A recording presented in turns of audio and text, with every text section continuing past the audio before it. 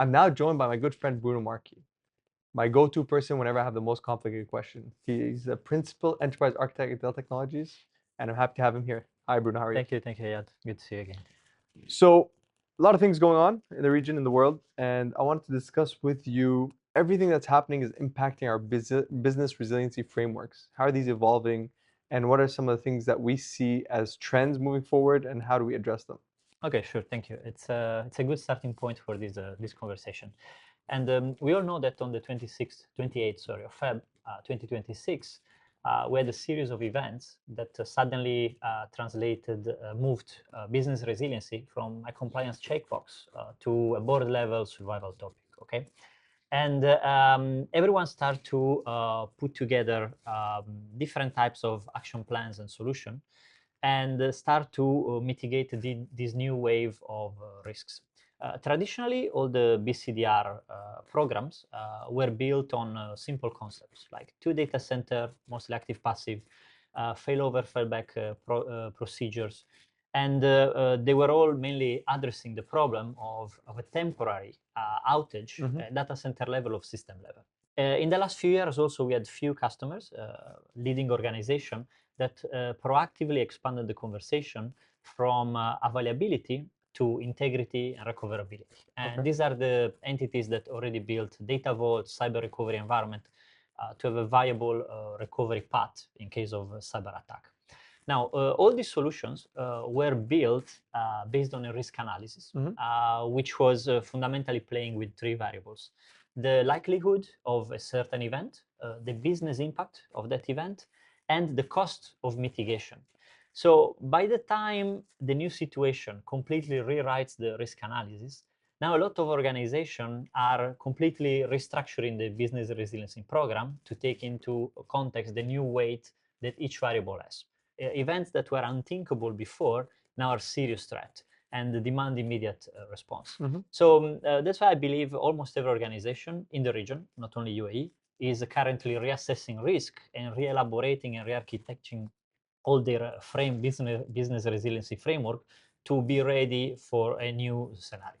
So, you mentioned something very important around that risk piece. What are they doing to mitigate this risk? Okay. Based on what I've seen, what you've seen as Dell Technologies, everyone had a short-term action plan for immediate risk mitigation. And in parallel, they start to plan for the long term and the more permanent setup. In the short term, especially large organization, very high value at national level, regional level, both from a public sector and economy perspective, they prioritized the immediate evacuation of critical workloads and data. So this organization, as immediate response, they start to build their own minimum viable enterprises in new landing zones. Okay. And I have to say that many of them were out of the region. Okay. And for example, we saw a lot of workloads moving temporarily to Europe. All right. And this implied a heavy lift and shift of data, and we were an active player in this, especially with unstructured data, due to the large volume and the complex process of lifting and shifting it. And we start to target new landing zone built either on private infrastructure or on hyperscalers as well, as a temporary location, as I say, mainly out of country. Okay. Now, are these set up for the long term? I don't believe so. In my opinion, most of them are short-lived, especially the ones who run on hyperscaler. They have a very high running cost. It was a quick response to an outstanding situation. And also this setup do not really address all the concerns and issues arising around data sovereignty and regulation. Right. So in my opinion, we'll come back to the region. Okay. We'll be again in country sooner or later, as long as we are able to address an important risk, which is the concentration risk. Especially in UAE, we have a lot of large organizations, public or private, even hyperscalers, sitting in a relatively small number of very large data centers, right? Correct. So there's a very high risk. And they are, we have to say, they are an easy target.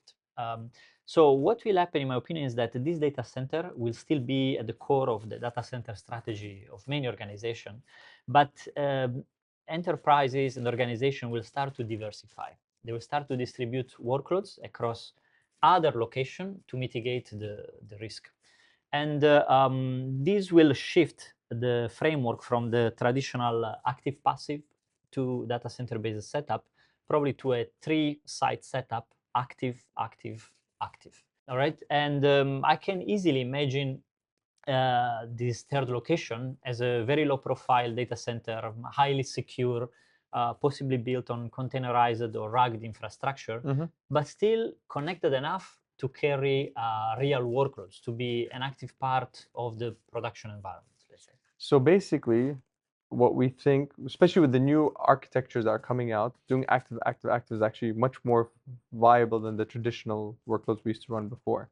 So what we're saying is you'll still have your primary consolidated large-scale economies of scale data centers, but at the same time we'll have these, let's call them edge data centers that are more discrete to be able to deliver or de-risk the application availability while at the same time delivering the performance and requirements of the growth of the applications. Yeah, 100%. And you know, like from an IT perspective, we are in the perfect storm.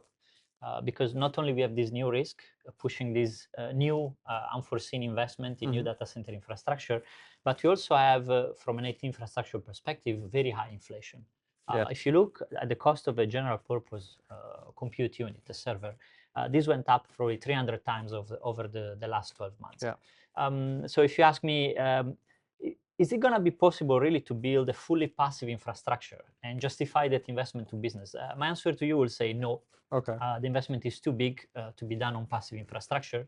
So everyone will re-architect application, connectivity, and review the data center strategy to basically redistribute active workload across as many sites as possible. So you could run your business maybe at a lower capacity, but definitely keep the business, the lights on, essentially, in the worst case scenario. 100%. They will be at least able to run the minimum viable enterprise that nowadays is out of region in country. So let me ask you one last question before I let you go. At the beginning, you kind of mentioned cyber recovery. Yeah. So I just wanted you to touch on that and what's your perspective on this? Yes, of course. Also, when it comes to cyber recovery, we saw an approach based on 2 waves, short-term, long-term. As a short-term, we had customers developing or deploying data vaults in out-of-country infrastructure that was good enough, to protect data from cyber attack and keep it also safe from a physical perspective. But again, in the long run, they won't be viable. So if the data center infrastructure change, now we can start to combine availability with integrity and recoverability. Yeah. And so I believe we will have at the end a setup where we'll have in-country data vaults, possibly redundant, and there will be a big investment in orchestration and automation tool, because ideally we want to have a layer that can execute a disaster recovery plan to be actioned in case of cyber attack, where basically this orchestration and automation layer wipe out a portion of the infrastructure and redeploy the minimum viable enterprise into it so that we can restore data and resume operation. I know it's a heavy lifting exercise. Definitely. There is a lot of things to do and to learn and to develop from scratch. But if you look at the resiliency, agility, and availability that this approach gives you, I believe it's exactly where everyone should put significant effort and investment, because business-wise, definitely worthy. Also because it saves a large investment to be done on the infrastructure itself. We will not have 3 sites plus an isolated recovery environment. I don't see it happening. So we will try to blend the 2 topics to have the best ROI, lowest TCO, and still maximize business resiliency. I think you said it best, a blend of everything to be able to build everything instead of, like you said, you can't have it discrete because cost structure doesn't make sense. 100%. Efficiency is going to be key to bring business resiliency to the next level. Great. Thank you, Bruno. Always a pleasure. Thank you. Appreciate it. Thank you. Thanks. Have a good day.